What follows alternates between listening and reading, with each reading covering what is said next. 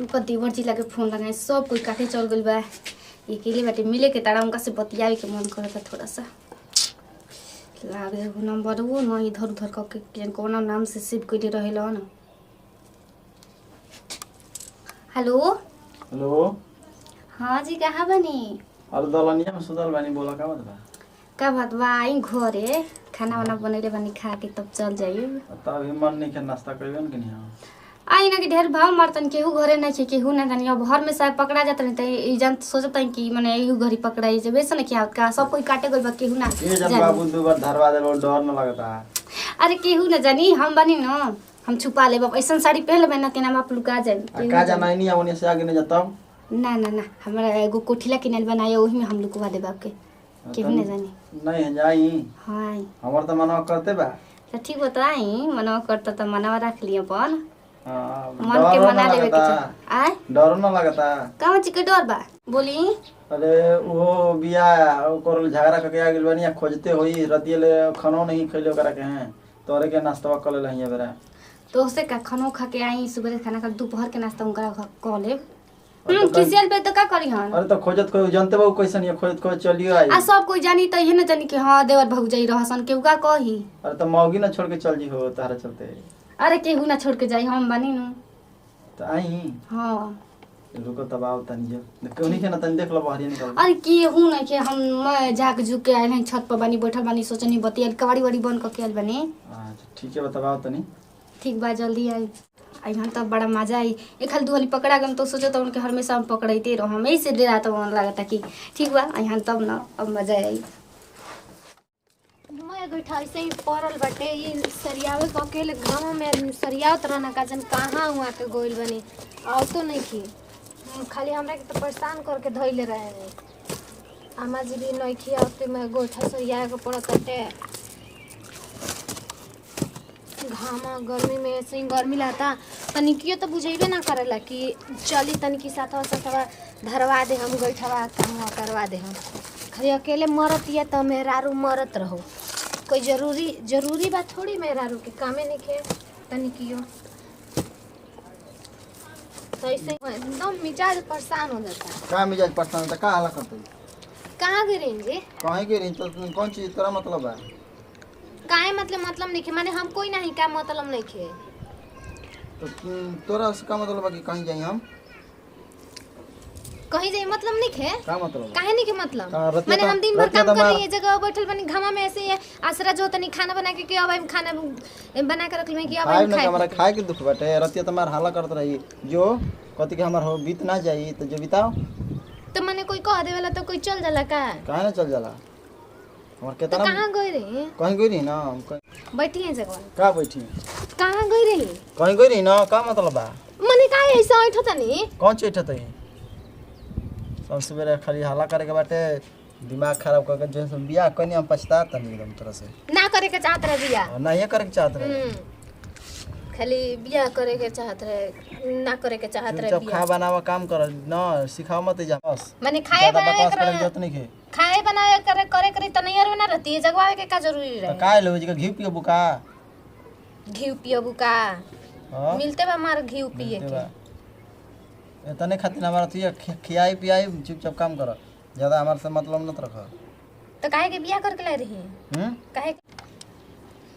दांत मत चिया ढेरे जी का हंस के सोचते कि फुसला लेम तो हम अपना बाजे बाजी तो माने कोई और बा का कि माने बाजा ना बाजी कोई और तो नहीं कहते ये मेहरारू कहते ये को बीमारी हो ना कोई और के हट चल अपन काम कर हम चल कहां जतनी जाइब ना कहीं जाइब उस तरह हमारे से मतलब मत रख ना कहा तनी उतने सुन मेहरारू लेकर रह माई मत बने कोशिश कर माने हम आई बनतानी तो कब माने कह देनी तो का माने कि कोई होके नहीं खेल जैसे ऐसा लगत हटे हक तो तार ढेर बैठे चलो काम करो चुपचाप हमारे से कह दिन मतलब मत रखू ढेर हमारे से बोलवा मत रातिया मूड खराब बा हमार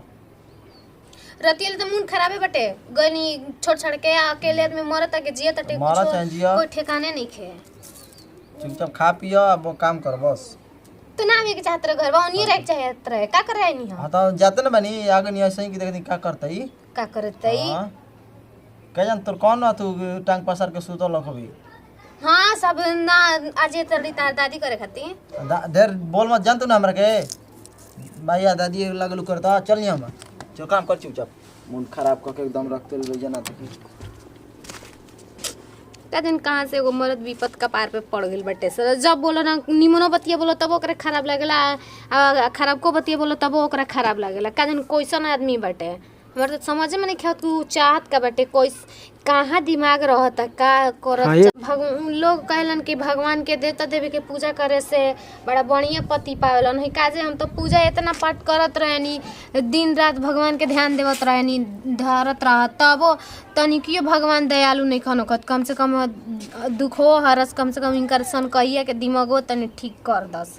बताओ ज्यादा अभी तक से वहाँ के वही नहीं इतना टाइम हो गई लगता कि वो रोक दिलस हिया इनका खातिर को घंटा से हम वेट करत रहन बताओ कि घरे आजी तो हमरे के डांटी की क्या करती है का नहीं करत पूरी का हाला करते हो का हला करता ही अभी दुनिया के कोनो टाइम ह टाइम चल गुनी घरवा ना देखी कि रतिए किसी झगड़ा भई रहे कहीं खोजत खोजत आ मजा देखनी तो अभी काम करती है बोल जल्दी अच्छा बोले लगल है का बोली का वो बोली हमरा के अच्छा जन भल तो भाई पहले गले मिली हमरा से और कोनो यहाँ सुना ना हो देखियो हमरा डर लागत है हम बारी नु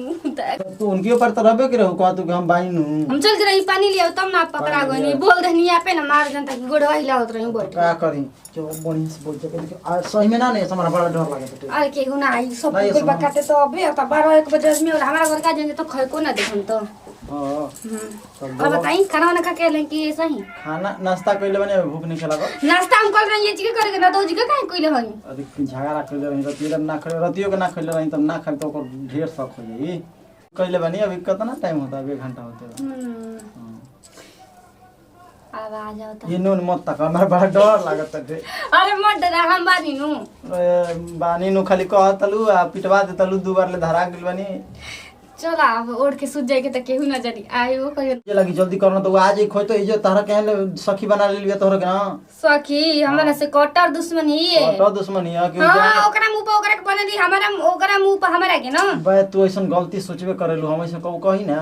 ई न जा ओकरा शौक हो गेल बा हम कहीं ना मिली ना तो जान ले डायरेक्ट जा हर बतिये में कह देती हो जे कोई रहना फलाना हां तो 2-3 हटी पकड़ल बोलता हाला गोवा में वही से ना डर लागत है कम हमरा तो अब इनके तन पकड़ा के हालत पंचर होई काहे से कि देखी सब ई लगे टीसर का दनी हो हां कहता हमर धक धक करत है एकदम हम चली चलियो ऐसे करता हई करता ज्यादा तू आइलू ना तो इतना कह देलू ना कि हम तोरे के तो कुछ सबूर कहीं नहीं तमा से कोई शादी करता है दूसर वाला अब कौन सी शादी हो जब एगो आ गेल जी का ए अब तार के देखे गोरी जन हमके चिन्ह ले बालू ना मतलब गोरी देखे तो याद बा हम कहां हम आँख उठा के देखत रही केहू के ना देखनी ना देखो तो हम पसंद कर ले हम आके घर कहलहू रही कि ए हां तो वैसे आप पसंद कहनी ना तो आप के पसंद पसंदिया हो गइल हां तब का करबो अब हम अपना खातिर ना कहनी घरे झगड़ा हमरा के मरबो गेलस वो गरी की हां हां समत सही में कहनी ना कि हमर के भाई पर मतलब ऐसा ना काम करनी काम तो हम कहनी कि हमरा के पसंद हमारे करवा दे जब उनकर मत कर तो का करबो करियठा के भाग में रहे ढेर लेट होता रे एकरो डर लागता कि आज ही खो जाता तोहर घरवा काजी हस ना बड़ा हमर एकदम जाती ए जी का सूजी कहीं टाइप के बोड़ा मिलकुआ दी बड़ा डर लगता मेरा रुआ से ना बोड़ा में लुकवा के कहीं कटवा के प्लान नहीं है ना भेजवा के कनिया मुआ देबू बोड़ा में माने प्यार करना मुआ देब इतना डर बता काहे गई तो बोड़ा में कसवा के बात बतियाओ तो लोग बाबू डर लगता मैं तब देखो ढेर लेट मत कर जमा तो चली नीचे वाला घर में चल नीचे चल गए हां ना तो आज जैसा छता पर सुनते तो लोकल सिवान जैसन होवे तू ना कहतो केहू ना आई हमारा तो डर लगता खाना पानी के टाइम बोल बटे पानी उनी भेजा दिल हो जा खाना पानी के टाइम बोलवा तो छोटका लेके गोल ना बा मलैका बा नहीं जना ना ना केहू ना आई हम यही के लिए रहो घर चलो भर दोपहरिया ओकरो घंटा टोट के बनी के रो तो थोड़ी तो 1 घंटा तो बीतिए जी 1 घंटा ई कत्तर दिबे रे है के बना अच्छी तरह से ना ले तोरा सुधर बे अबे 2 दिन पहले ना मेरा ले तोरा ये तो भौजी ना बोला लली मारत का इस तरह से बस बात का तोरा माता जी ये भाई कम रे ना बस अभी कहां रे कहां तोरा जा त ठीक है समाचार खाती बोल तू बदमाश सोई पहले तू रे है सब ज्यादा बदमाश सोई है चल दोस्त त का जा घर मत रे अब ये बोले लली ना कि पानी उनी ले जाके बा तो भैया मेरा नहीं है तो मेरा रिजे हम भसुर वाला जात नहीं खाओ जीवा में रह तो मेरा को धक ले तो सर भसुर मेरा नहीं काय आला करतनी जी है जगह तइला तो मेरे बाके अरे हम कहीं के खोजतनी ए का करतनी आई खोया तरू बांध के रखो तरू छोटा भैंस छोड़ने बोले के हम का सुनतनी का सुनता हूं ई सब का होता थे का आता है ए चल थूक के चाटे चप्पल पर रुक चाटा सर एक दूसरे के सुन ली बात सुनी बाप सुने ना सीधा धुने नहीं ओए सुने ना सीधा हम धुने नहीं चप्पल मत दो हमार अरे बच्चा चुप रहो बस शुरू बनाओ ना तेरे काटे के लगे हमारे एकदम इज्जत एकदम घर में पानी में सब मिला दे हमारी बात नहीं के सुने के का बोल मैं सब को हाथ ना थुले भेदा रुका अपन छोड़ के चल कटिया करता का है के लिए हम हमें कैसे ठुसाबू हो अरे ये के लिए बाबू भाई रहा ना भी अगर हाथ ना ठुस करता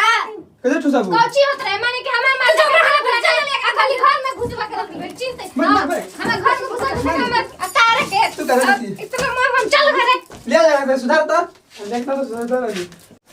बैठी जगह एकदम मतलब लास्ट शर्म घोर के पी गइल बानी तो काम कुछ गलत का माने कुंवार में कनी जौन कनी अब शादी बियाह भेल त माने इज्जत नहीं खेतनी कियो मायू बाबू के चेते अरे कुछ माने हमरे में कौन कमी बाकी माने ओकरे लगे जाके रहत रहनी तो कुछ गलत हमें से कोची झूठ बोलना नहीं बताई ना पहले कुछ ना करनी है और पे तो ऐसी किस बात आज पर हमसे बात ना करियो हम सारा सामान पैक करके जाते हैं अपन नहीं राम अकेले ना मत जई हो हाथ मत पकड़ी हमारा ऐसी नफरत होगी बरोरा से आता ना एकदम हमारे लगत है कि का करी एकदम हमारे कोरा में फुटल बे जो ऐसा मर्द के साथ शादी हो गई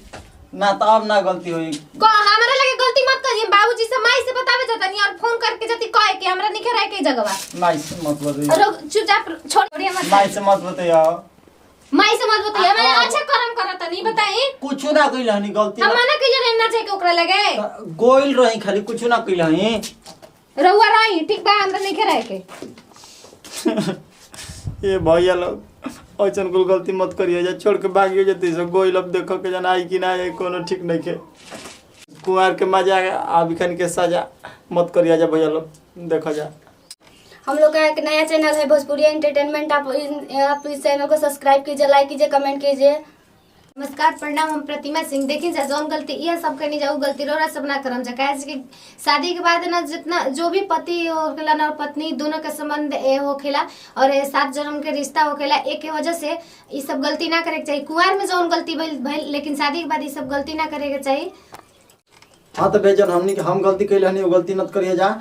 शादी ब्याह हो जाला तो ये सब छोड़ देवे के चाहिए। और हमनी के चैनल बा भोजपुरी एंटरटेनमेंट एकरा के ज्यादा से ज्यादा सब्सक्राइब करी और वीडियो अच्छा लागल हो तो ज्यादा से ज्यादा लाइक करी और शेयर करी।